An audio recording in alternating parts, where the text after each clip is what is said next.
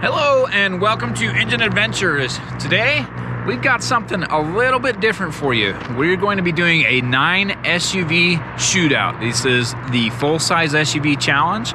Part 1 covered the high-speed off-road capability of the vehicles. Part 2 covered a steep hill climb and the ability of the vehicle to transfer torque to the wheels that have more traction. Here in Part 3 we're going to be covering the approach, breakover, and departure angles along with ground clearance and underbody protection. Basically, how well the vehicles handle various off-road terrains based on the dimensions and protection of the vehicle. Let's go ahead and get into it.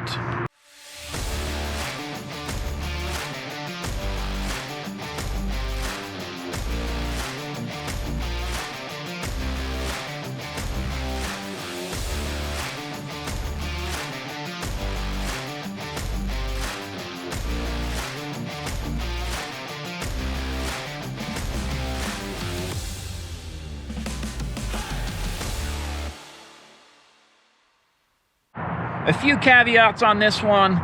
This is how the vehicles performed on the day that I drove them, and this was done over the course of a few years. So the conditions changed, how wet the soil is, how torn up the steep hill climb is. Oddly enough, the high-speed section remains fairly consistent.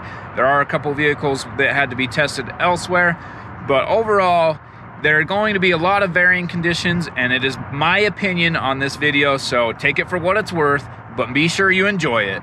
I just looked at a 2021 GMC Yukon, and the similarities between the rear suspension on these two vehicles is incredible. It would seem like they were the same design. Like I said, the FX4 package gives you a few little skid plates. That's plastic. Over the fuel tank, you get additional skid plates up there as well, protecting the front end, the engine, the transmission, all that stuff. So there's the rear differential there. Up front, it does have metal skid plates there protecting the front diff. There's the engine. That one's not as hard of a metal skid plate. Then there's a skid plate there over the fuel tank, and that one's plastic. And the fuel tank does hang down a little bit, so a little bit of protection, but not great. And then on the rear, you see the spare tire hanging down fairly low, but the departure angle, again, you're probably going to hit the hitch at the same time or slightly before the spare tire. We are going to go a little bit out of order here and do the 2022 Tahoe Z71 just so you can see the rear suspension and how it matches the Expedition suspension. First up front we have the plastic bash plate, but behind that is a solid metal skid plate protecting the engine, and following that it's open. The exhaust hangs down a little bit, but it is up between the frame rails, so it should be okay. Then there is a transfer case skid plate and nothing really protecting the fuel tank, but again it's up pretty high between the frame rails. And then here at the back, the spare tire is most likely going to be hitting on the departure angle about the same time or slightly before the hitch hits. Now let's back up and take a look at the suspension comparisons. So the Tahoe Z71's on the right, Expedition's on the left. Now it's switched, but the Tahoe is in the highest ride height setting, so that's why you're getting a little bit more of a down angle on there where the Expedition is flat. And overall, really, it looks like a very, very similar suspension design. Again, we'll see here is the Expedition, the full shot. Here's the Tahoe, the full shot. And then here's the split screen again. These suspension systems look like they were definitely copied from each other.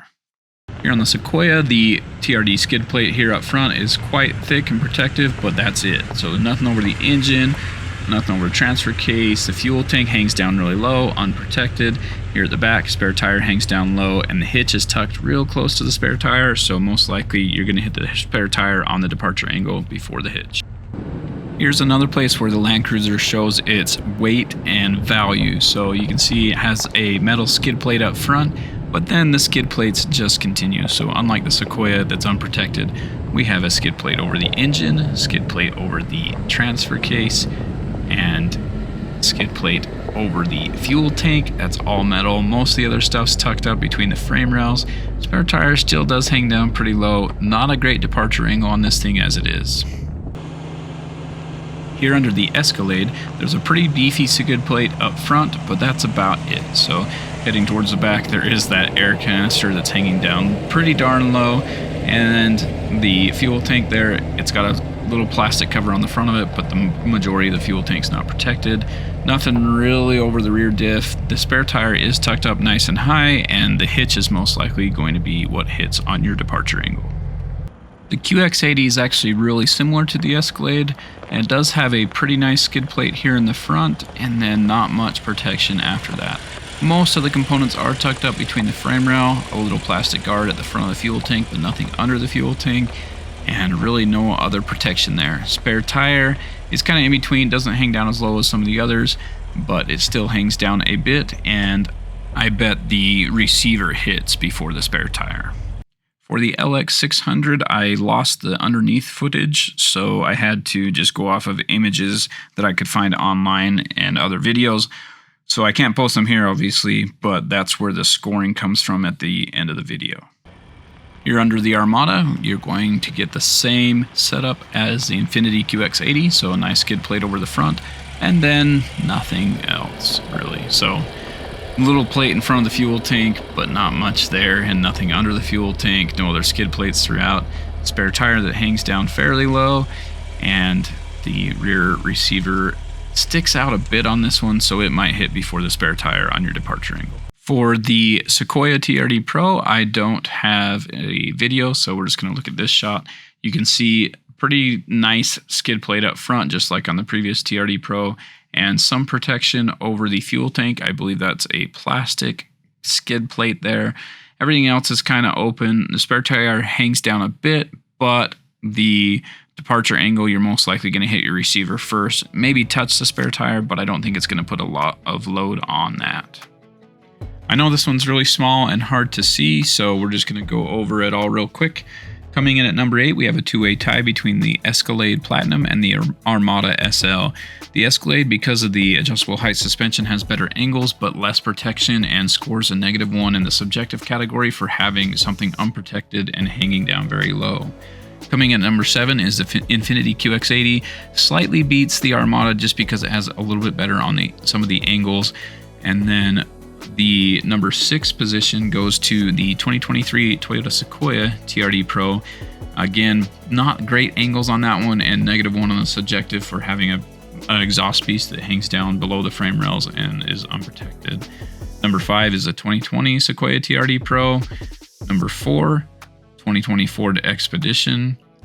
Number 3, 2022 Chevy Tahoe. It scores really good in the angles because of the adjustable height suspension.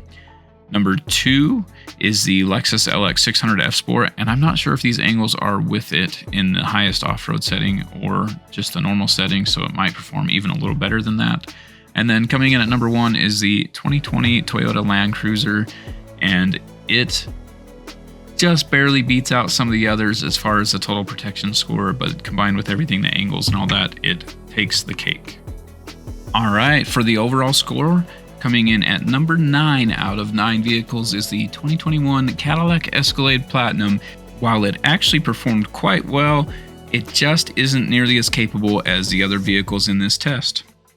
Coming in at number 7 is a two-way tie between twins. It's the Infiniti QX80 and Nissan Armada SL. They both end up with the same score in the end. Some do a little better here, a little worse there, but overall they were kind of towards the bottom of the pack. Still great vehicles, great performers, just not as good as some of the others. Coming in at number 6, we have the 2020 Ford Expedition Limited FX4. It does have some great features, but with the clutch-based rear differential and clutch-based center differential, it had some faults. Number 5 on the list is the 2022 Chevy Tahoe Z71. One of the best riding vehicles in this test, but it had faults in other areas. No locking rear differential, and just overall, it did really well, but it's not as capable as some others. Just missing the podium is the 2023 Toyota Sequoia TRD Pro. It performed very, very well, has a lot of great features for off-road capability, but isn't quite there in some areas.